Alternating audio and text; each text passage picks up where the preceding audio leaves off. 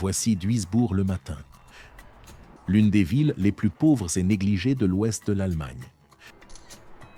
Les premières impressions laissent déjà deviner ce qui nous attend dans cette ville.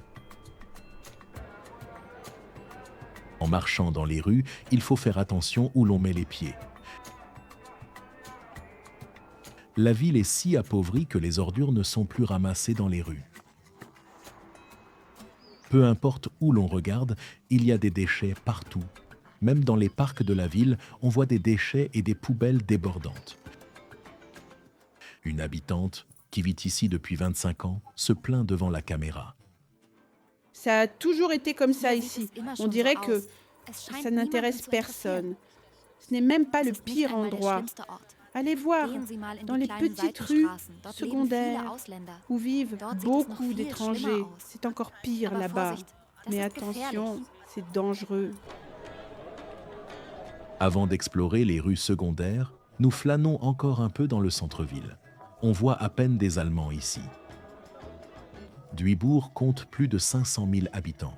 Ceux qui en ont la possibilité quittent la ville au plus vite. Pendant notre exploration, on ressent un air acide dans la bouche. Il n'est pas facile de respirer. C'est la ville la plus malsaine de tout le pays. La mauvaise qualité de l'air coûte la vie à des centaines de personnes chaque année. La pollution de l'air provient des installations industrielles à proximité. Elles sont à la fois une bénédiction et une malédiction. Elles polluent l'air, mais offrent aussi du travail aux gens. C'est donc un choix entre la peste et le choléra.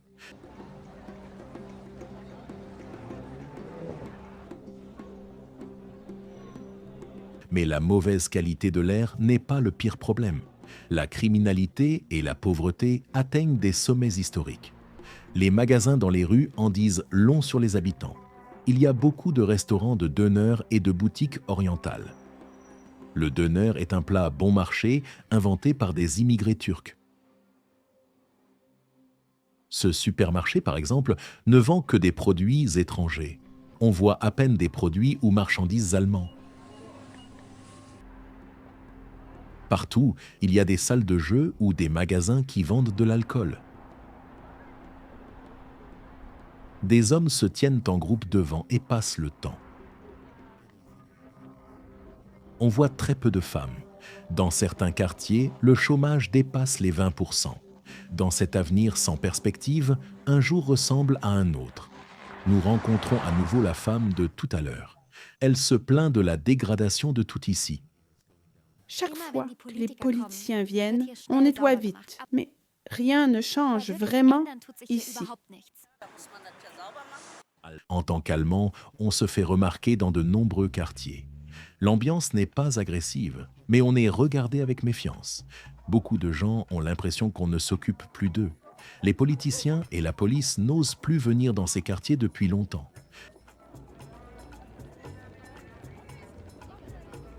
Beaucoup d'habitants viennent de Roumanie et de Bulgarie. Nous voyons beaucoup de voitures avec ces plaques.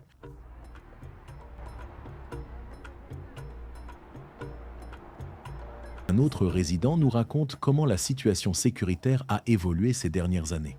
Le trafic de drogue est un gros problème. Y a-t-il beaucoup de problèmes de drogue dans cette ville ? Disons-le comme ça, le nombre de réfugiés est très élevé, et avec ça viennent automatiquement les problèmes de drogue. Quand ma fille vient avec ses petites filles, mes petites filles, tu sais, si elles restent jusqu'au soir, vers 20 ou 21 heures, je suis toujours obligé d'appeler un taxi, ou je dois les accompagner moi-même au bus. Je ne les laisse plus sortir seuls le soir ici. Cette église sert de point chaud pour de nombreux trafiquants de drogue. Nous devons être prudents avec la caméra, car ils n'aiment pas être filmés. Les graffitis marquent les territoires des différents gangs, y compris des gangs turcs et d'Europe de l'Est.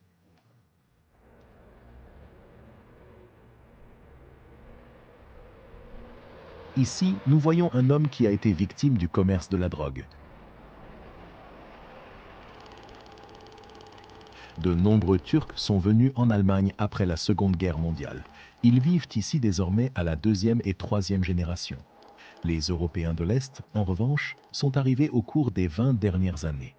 Alors que nous nous approchons des quartiers résidentiels tristement célèbres, l'ambiance devient de plus en plus agressive. On entend des cris dans la rue.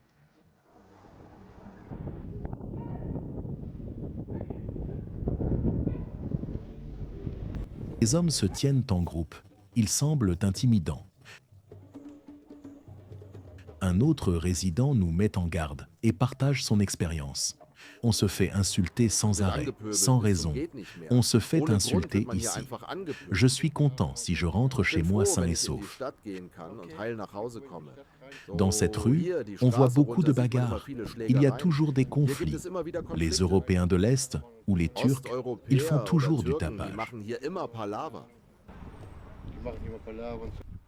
Nous explorons le quartier résidentiel et sommes choqués par le spectacle qui s'offre à nous.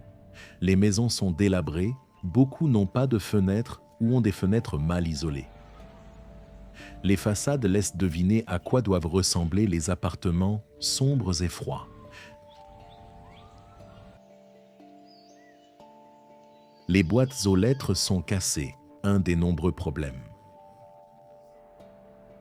Personne ne se soucie du courrier ou des journaux ici.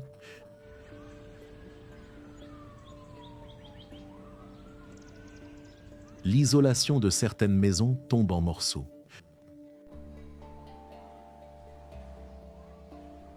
Souvent, les ordures sont simplement jetées par la fenêtre. Les gros déchets sont déposés au bord de la route. Ici non plus, il n'y a presque pas de collecte des ordures. Les poubelles débordent. Soudain, un groupe d'hommes agressifs nous aborde. « Hé, qu'est-ce que tu fais là ? Nous faisons juste une interview ici. Quelqu'un serait intéressé pour discuter ? J'ai quelques questions sur la ville. »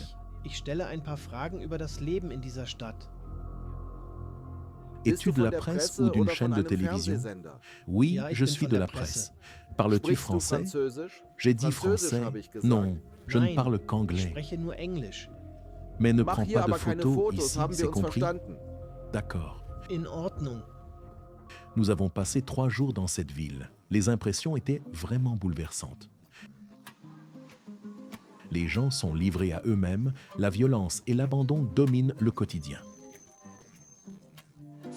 Une vie qu'on aurait peine à croire possible en Allemagne. Pour les enfants, cette vie est la pire. Beaucoup ne trouveront jamais un moyen de sortir de cet environnement. Nous voici à la fin. Merci d'avoir regardé ce documentaire. N'oublie pas de t'abonner à ma chaîne YouTube. À bientôt pour la prochaine vidéo.